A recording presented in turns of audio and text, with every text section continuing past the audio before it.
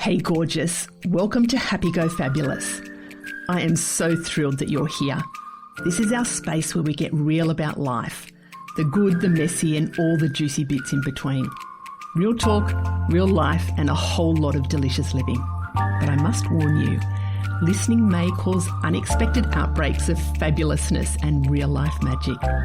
Hi, I'm Catherine and I am so incredibly passionate about helping inspired, motivated, impact-driven, freedom-seeking people just like you to do the deep inner work to create those beautiful outer wonders in life.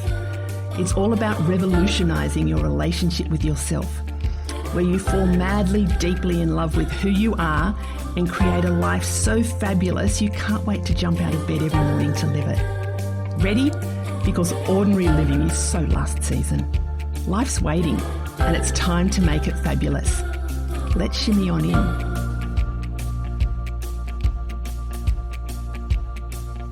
Hi there, everyone. We've got Leigh White back with us. So Leigh and I have recorded an episode, a previous episode. We're coming from a very different energy this time. Our last episode was about post-traumatic growth. And this time we're talking all things energy. And there are links between the two, the trauma and energy. And we're just going to share about how energy shows up in our lives and how we work with it and just all the bits. So Leigh, welcome again to Happy Go Fabulous. How are you?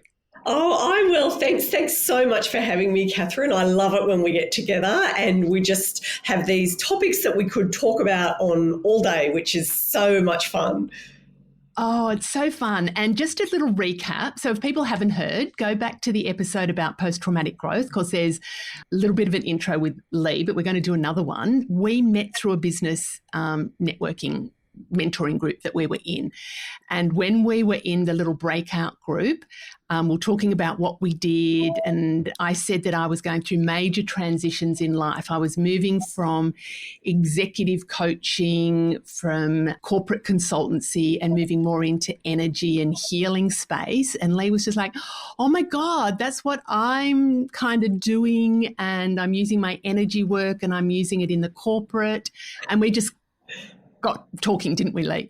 Absolutely. It was such a divine moment, divinely guided moment, because we didn't usually go, did we? Like we were like, oh, will I go to the thing? Yeah, okay. And then there we were talking to each other. It was so good. Yes. And I'm a little bit reluctant sometimes to sort of talk about that energy and healing. I don't always talk about that to people that I just meet, but it just blurted out and was obviously meant to. Before we dive into energy, tell us a little bit about you, Leigh. What do you do? Where do you live? So, I am located up in Sydney near the beach, and I work as my background is as a media advisor working in book publishing and also in high-tech video game entertainment software. So I'd spent time in these big corporations, and then when I started a family, I went into business. So in 2004, I had gone out as a consultant and started working as a media advisor, did a lot of work in the not-for-profit sector. But while I was in the book world, I was working on the marketing of all of the Hay House books. So the Celestine Prophecy was revealed to me there. Louise Hay, Wayne Dyer, Deepak Chopra, all of them. And, we would sometimes, I can remember our marketing director sitting there one time and she's got a psychic in the office channeling something, I don't know, and the author's typing it all up because the person obviously can't do both. And, there was a really great place to work. And I was sort of about 25. I was just lapping it all up. And, so that was that world. And then there was me working as a consultant, and I wanted to really have a big impact by giving people voices through them being able to talk to the media and share their lived experience stories in government advocacy or all sorts of different very cause-related things. And as we'll talk today, I had through a different part of my life experience, through the grief journey, I'd ended up coming back to energy. So I sort of had one Reiki session when I worked in the book publishing, but then nothing. and then ended up back there again. And so I've done some work as a energy medicine practitioner for many years, and there's this other part of my life where the application of being our best self, I guess, in the world of sharing our voice through media advocacy, it all comes together. Oh my gosh, I love that. I love that. And it's interesting how you were saying from the grief journey, you sort of dipped your toe back into it. You had a Reiki session. So Reiki is energy through, I was going to say through the hands, but it's through the whole body. It's channeling energy. I got exposed. I was trying to think about when was I first exposed to energy work. Actually, let's go back. What's your definition? What is energy? What is energy? So that was a question that I have asked a few different people that are teachers of being attuned to different things. And so attunements are like literally tuning into different energetic modalities that people can learn as a therapist. And so it's been described to me as like chi, and people hear about chi and I think maybe ki when they're doing yoga, and life force energy. And so this aspect of ourselves that is a non-physical aspect of ourselves. And I've learned more over the time. Some have explained it to me as the type of energy that I would be working with would be Christ consciousness, which is that real divine creation energy. And I think that's a very, very powerful thing to say. And what I've also heard it sort of framed as is if we imagine that our brains are powered by like these electrochemical processes in the brain, and the heart is this other energetic center that's much more of a magnetic type of energy. So this electromagnetic self is what we are, and it can actually be measured to that life force energy to project about the length of a bus away from our body. So there's certainly a lot to talk about, and it's a very good question, what is energy? So what I used to do when I was talking to people about it was I would say, do this, for anyone that's listening. We're rubbing our hands together. You're rubbing our hands for those who are listening. Yeah. And then you can feel them heating up, and then as you pull them apart, you'll be able to feel that buzzing between them. Is a great way to get a sense of energy, definitely. Yeah. Gosh, there is so much about energy. Everything is energy. Everything emits a frequency and a vibration. And everything that, even rocks, even, this stuff here, our bodies, we have our physical energy, our emotional energy, our mental energy, our spiritual energy, and we emit a frequency. And then sometimes if we're with something that's of a similar frequency, we can attract, or sometimes we can repel as well. So there is that physical energy, but there's also the ethereal energy and that divine energy as well. So when I'm sort of think about energy, I think holistically around, gosh, my hands are still, are you a Reiki master? I'm not projecting it. I am a healer, but I'm not at master level. Yeah. I've done Reiki. I do Kundalini Reiki. Yeah. And my first experience, and I didn't know it at the time, so my first memory was of picking up, I had a real affinity with animals. So I had my pets, and my cat would let me dress it up in, baby clothes, and I'd wrap it up in bandages, and I would do all these things to it, and it loved it. Whereas my brothers would come near the cat, and the cat would rip their faces and stuff like that. My dogs would let me do stuff. And then I remember watching Lassie as a kid, and I hated Lassie. And the reason I realised I hated Lassie was I could feel the energy when Lassie was in trouble. And when Lassie was getting, couldn't get out of something, I had to just leave because I could physically feel the energy of Lassie. And I didn't realise real empath, hugely. And what I've learned over the years is that huge empath and highly sensitive to energy, to people's energy, to the surrounds. That's why when people see me at the beach, that's just magnetically, energetically my place. So my first experience was probably way back then as a kid, but I didn't realise. And then more consciously was about after when I was learning around psychology and different healing strategies were my go-to. I just was drawn to the alternative, healing modalities. Yeah. And so that was a lot of the energy work, a lot of hands-on energy, but a lot of the channeled energy and guidance as well. Yeah. Fantastic. So how do you were an energy practitioner? What do you refer to? Yeah, energy medicine practitioner. Yeah, so I started learning I'd had that first Reiki session through someone I knew in sort of in the late 1990s sort of thing, and then nothing for a while. And then I had suddenly and unexpectedly lost my brother in 2006, and he's very, very close to me. And then around 2009, I was chatting with a friend who was going through a very difficult divorce, really difficult. And she wasn't somebody that I was surprised by how well she was coping. And I said, how are you coping with all of this? And she said, I've got this energy healer. And I thought, what are you talking about? Because I thought I knew everything about energy because I'd worked in the book place with the Hay House books and I knew it all, read the Celestine Prophecy. I'm all over this. I've done my Qigong or whatever. I did that at a workshop one time. And I went to see the healer and she listened to my, I'm not happy in my business and I want to change things. So I wasn't happy in life. But just at the end, which was trying to wrap it up and stop me talking, I said, and I lost my brother. And that was another thing. And so she did probably some energetic clearings on my energy at that time. But what got me was I could feel the energy coming out of my forehead. And I thought, whoa, I'm coming back, definitely. Yeah. And so she became a mentor and I did some of my certifications with her.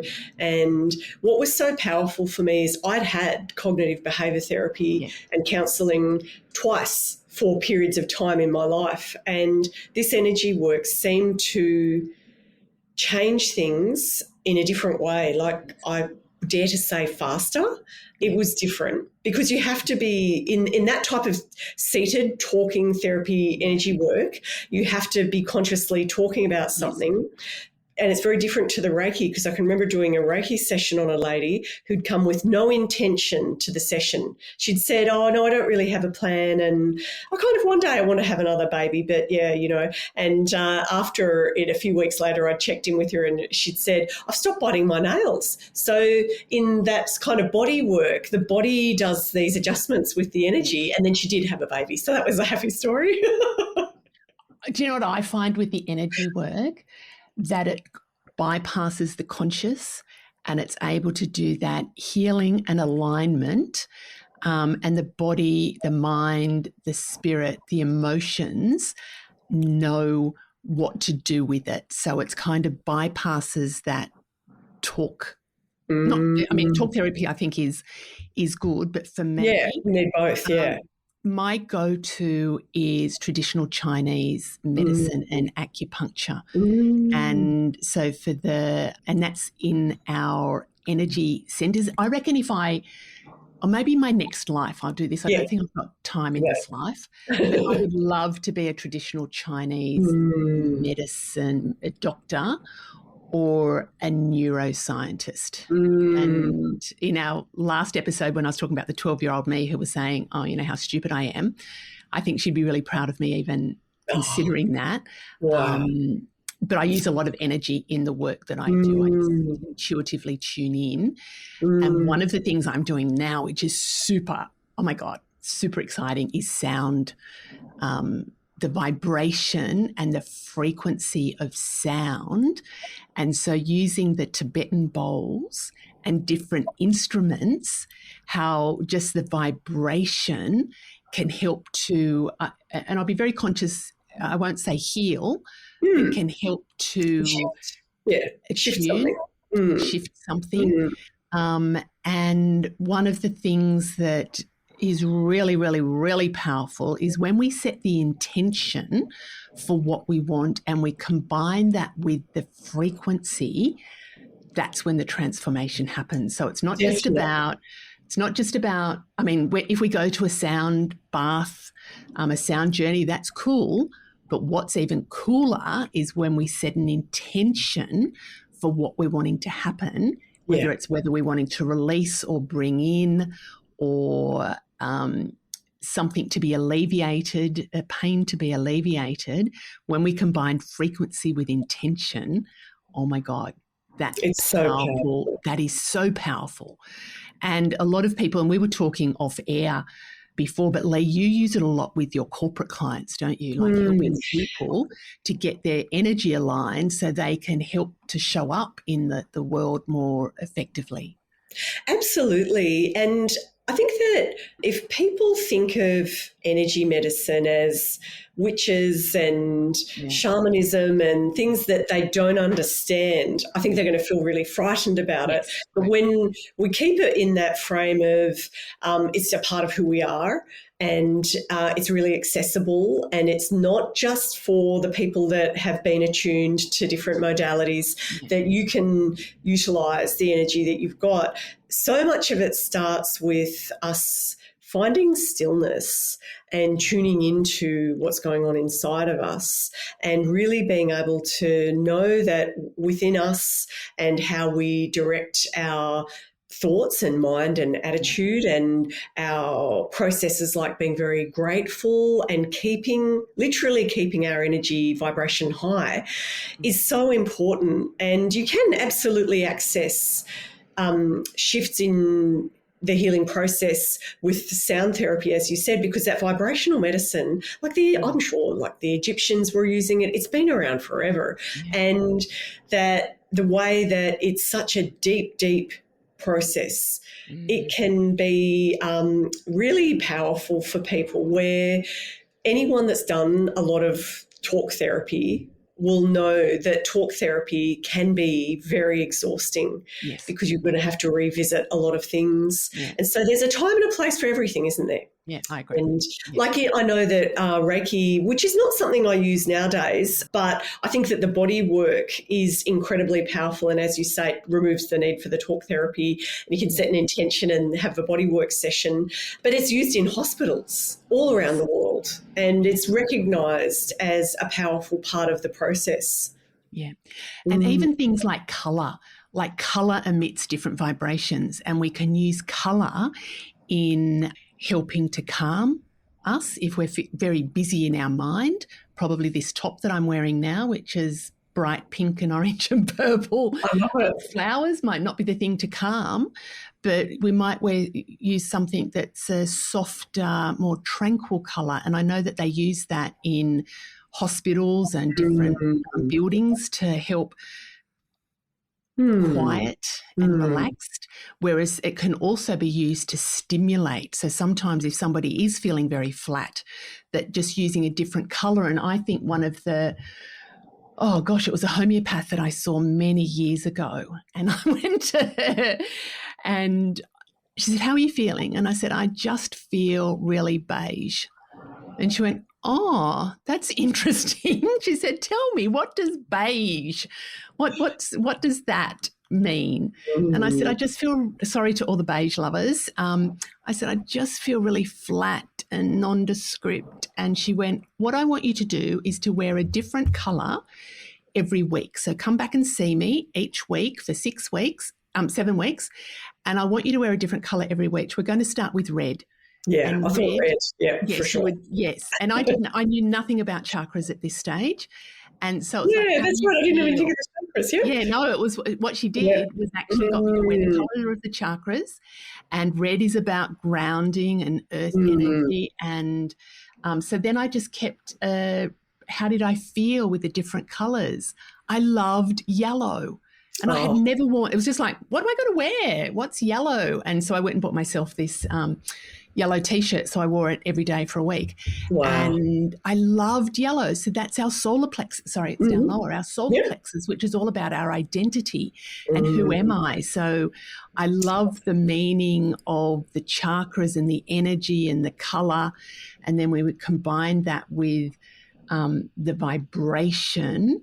And even now where I've built this labyrinth on our property, the energy of the land and the spiritual, it is just the most blissful energy just being in nature. So there's energy is all around us and we can be very conscious about it or not. So it's so important for everyone to know that they've got so much kind of agency and power in understanding how to work with their energy. And where one of my original plans many, many years ago, probably while I was learning about those chakra systems, I thought, wow, I can get people or invite them to balance their chakras in a meditation to assist them with their confidence in media interviews and things like that. And I was very inspired to make a like confident interviewing online program and do that. And I haven't actually done those, chakra system style ones, but I've always sort of been using their process in one-on-one sessions and things like that. So it's still on the list to do, definitely. Oh my God, do that so much. Like I find in the corporate, so the exec coaching that I do, it's becoming more mainstream. I mean, I'm not a kind of a mainstream coach anyway, but I pick my audience, but a lot of them we use a lot of energy practices in the coaching. And I've had the most beautiful client recently where he's just like, what are chakras? Like, what are they? And he was just like hungry. Yeah, that's fantastic. For it. And it was so good because it was about helping him to understand his energy. And one of the things I use a lot, and I don't tend to talk about it in the chakra system, but what energy are we projecting? And, how is our life? What's happening in our life? And that is a reflection of what's going on internally for us. So if we've got my bland beige life, I felt flat. So what can I do to shift that energy? And that's so powerful. Internally is a lot of what we can do. And when people come to me when I'm coaching them and they say, oh, Mary's a pain in the ass and she did this and sorry, Mary, if you're Mary, I was going to say Joe. Sorry, Joe. But, somebody's being a pain in the ass and that they're reacting a certain way. It's just like, well, it's not all one way. There's something that we're emitting and sometimes your energy might just be abrasive. So what is it that you can do to be in line with the other person? And it's often about what you do yourself, not what the other person does. It's so true. And you just reminded me of a story about karma and karma being this theory around the actions that we take, really, in a very short version. And so if there's this tension between you and another, and maybe it's an old thing or it's something that everybody's still sustaining, holding this tension. If we imagine a rope like a tug of war being held between the two people, as soon as one of them lets go and just surrenders the struggle, the process, and just drops putting their energy towards that and constantly thinking those negative blaming thoughts or trying to get revenge or all of those things, as soon as they drop it, we picture the rope, like there's no energy going there and it will, resistance. It's fascinating. Oh, that's cool. And I don't have them here. I normally have magnet, like I've got everything bloody energy around all the tools. All the tools, but hematite, here they are here. I have a little thing of crystals because crystals have all got energy in them as well. So the hematite, the little magnet. Wow. So they're, how sometimes we just click with people and we're attracted because we're emitting at the same energy. But if I turn one of them around, and then it's almost like this repulsion that they can't, you can feel like you did that energy activity. You can feel, and sometimes between people, there's resistance and, those energy drainers. What is it that we're not clicking with one person? And it might just be that we're not meant to, but if we were to sort of shift our energy, then we might end up clicking with the person.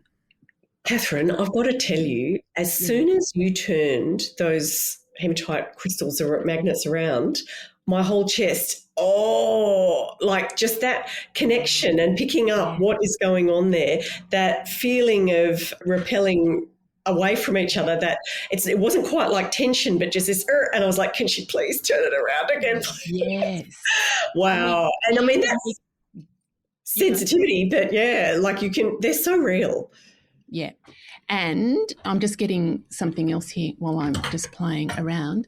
But one of the things I'd really like people to think about is what's draining your energy. Mm-hmm. Even if you list the stuff where you feel heavy and flat, and, my version was beige, but for somebody else it might be something else that repels them. What are the things or the people or the circumstances that drain your energy, and what lifts your energy? And if we can get clear about that, and it might be something that you do over time, surround yourself more of the stuff that lifts your energy. And that might mean that certain people in your life, you might have to go, love you, but I'm not available to, for you to dump all listen to the drama and the gossip and all of that. Yeah.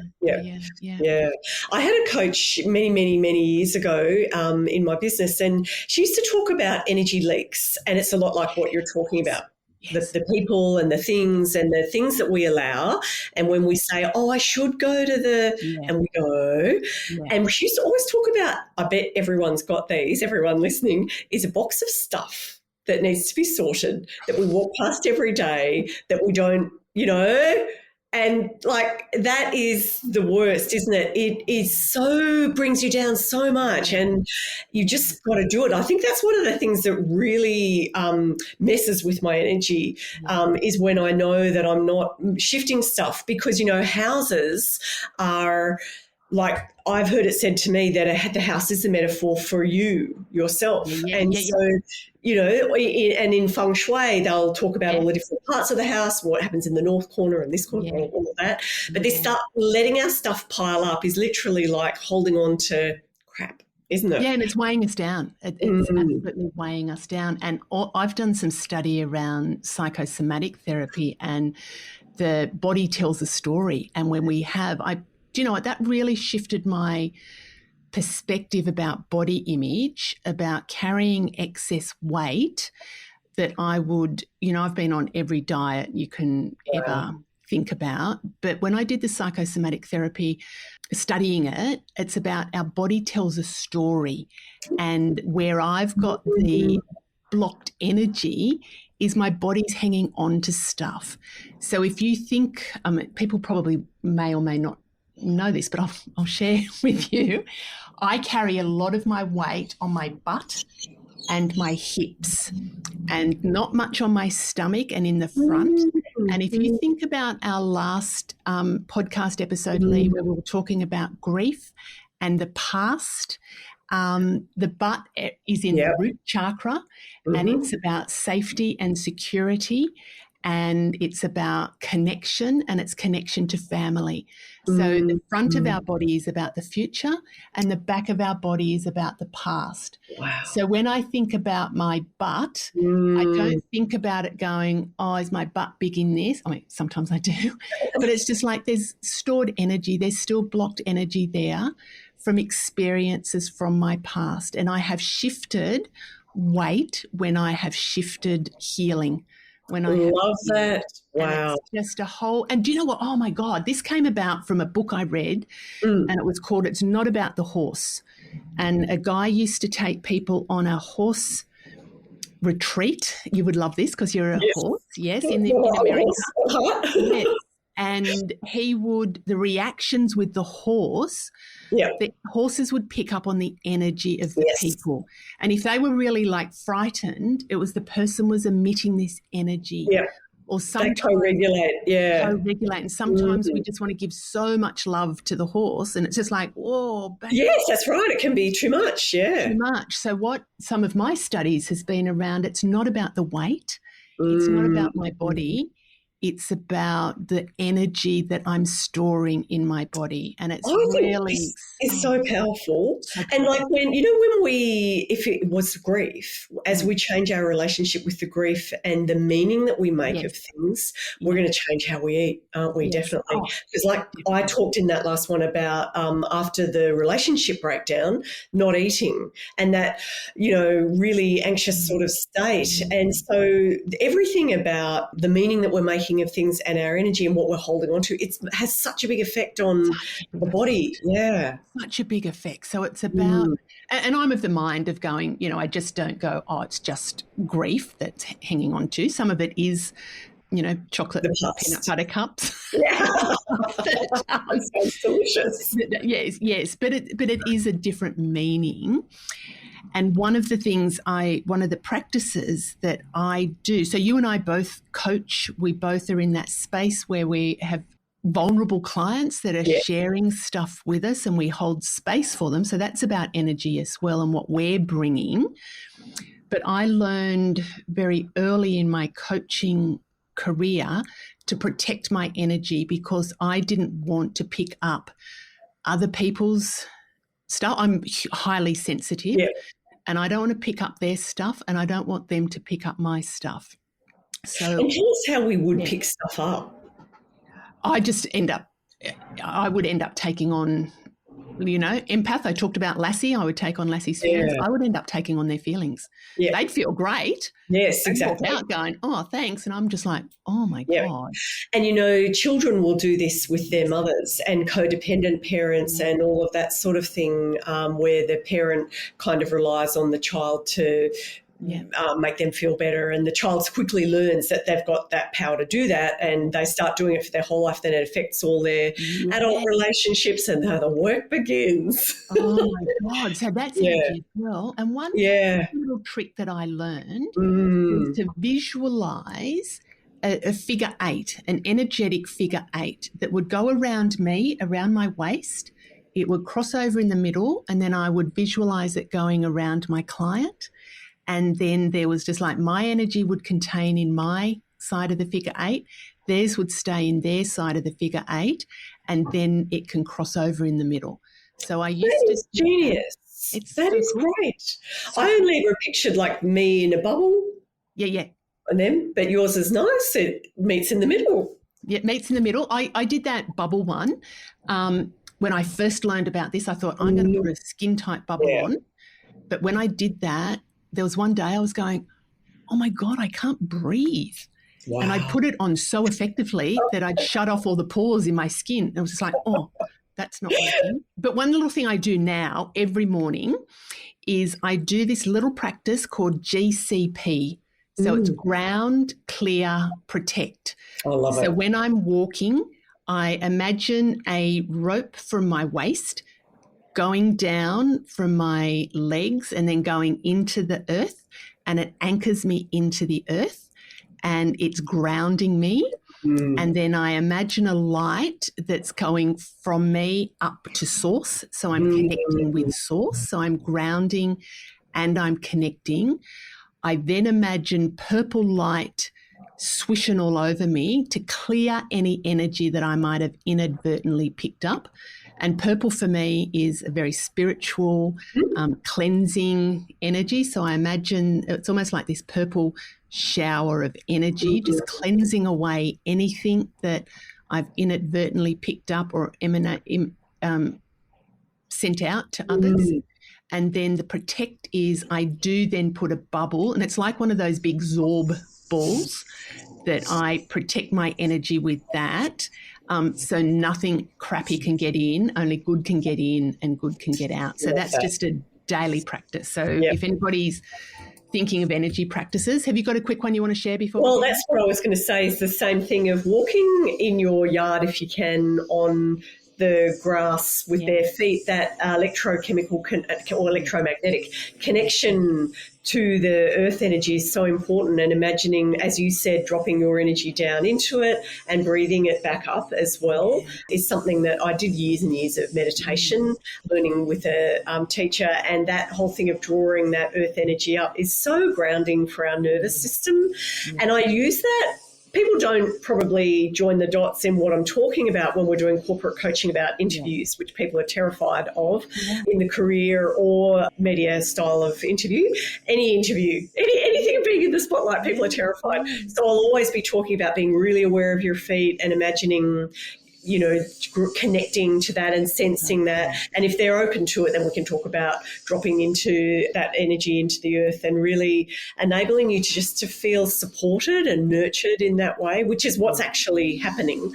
But I also think the piece you mentioned about protection is for your energy, and that what I tend to do, certainly at the end of the day, and I probably have done it over time at the beginning of the day, is when I'm lying in bed imagining disconnecting all the cording from energetic cording from other anything and everything that isn't helpful for me and isn't serving me in any way. And I think that is really, really important. Anyone in the spiritual world will talk about that because, you know, when you're asleep, you've got a lot of things going on is all I'll say in terms of your spiritual journeying. And I think it's so important to make sure that your energy is clear and to keep it clear. And I think what I do the most is I'll set up the space in a room, and so be making sure that the room is really clear before I start working there, and often lighting a candle and being really intentional in a space in that way. And also with my auric field, so that life force energy that projects around us. It can be all sorts of like highly sensitive ones. We can have it going out quite big and being a little bit too generous with our energy. So I'll imagine it pulling it into just 1 or 2 feet around me and really padding out that nice ball of light, definitely, and filling it with light. Yeah, I do that. I am very intentional when I'm setting up my coaching with my clients, any training that I do and ceremonies and events and things. And now that we've got people coming here to my property, I am my energy hygiene is just on point because I don't want, there's people that are coming here that I don't know and they'll be bringing stuff, and I do a very intention. I also use a lot of sage and I use the sound to help cleanse. Drums are fantastic, and also the energy of the moon. I do that. So I do my energy hygiene is spot on and about my own, because there are times when it can be spiky energy, and it's about, I don't want that to then be leaking out to others. And for me, forgiveness is almost like this cosmic delete button, that if I'm holding on and harboring anger and resentment and shitty feelings about myself or anybody else, that then manifests in not very nice energy, and it can actually cause illness in our bodies as well. So forgiveness of myself and kindness and forgiveness of others is a huge that is so powerful practice. People don't realize how liberating it will be when, even if they can just forgive a situation where someone's done the unforgivable, how it will set them free. Oh gosh, we can talk forever. Like if people are wanting to find out more, Leigh's details, where can people find you, Leigh? So my website is and then my name, Leigh White. So it's Leigh White, like the colour white, .com.au. And what I'll also say is, I remember one of the first things after I'd read the book, The Celestine Prophecy, I found that fantastic for describing energy through a fictional story. That was very, very good. But there's also a video of a neuroscientist who she's a neurosurgeon, I think, who had a stroke, and her name was Dr.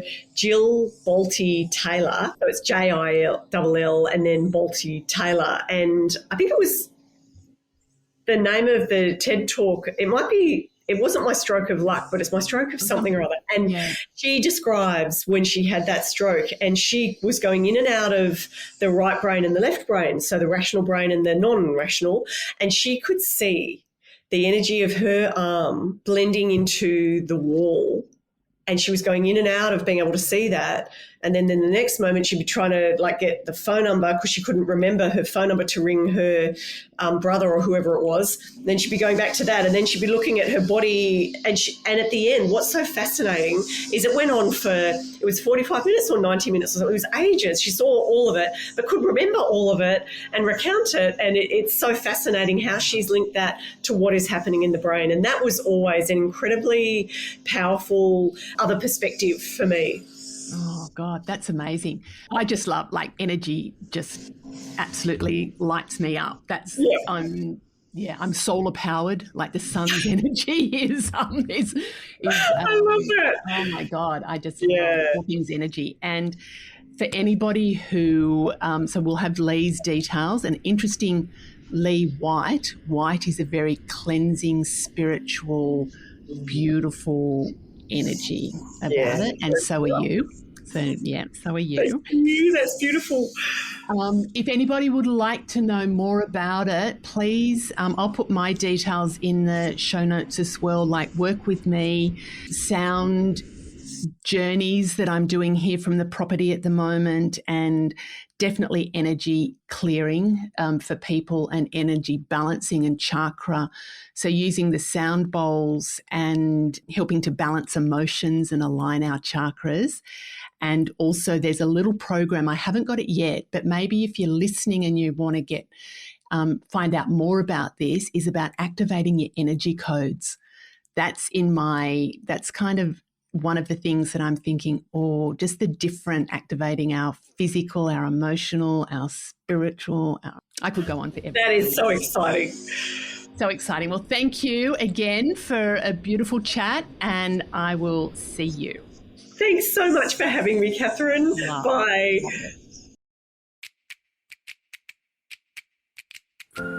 Thanks for tuning in to Happy Go Fabulous. I hope you loved it. If you did, could I ask a big favour? Please subscribe, leave a review, and most importantly, share the love and let your besties know about the podcast. This will help get it into the hearts and ears of all the gorgeous souls who need a little bit of fabulous in their life. If you'd like some more high vibe happiness in your life, come and visit me on my Happiness Hive socials, and make sure you've signed up to my newsletter, your weekly drop of juicy goodness. Pop over to my Happiness Hive website and click on the link Working with Catherine. I'd love to help you make life amazing. Until next time, keep being fabulous.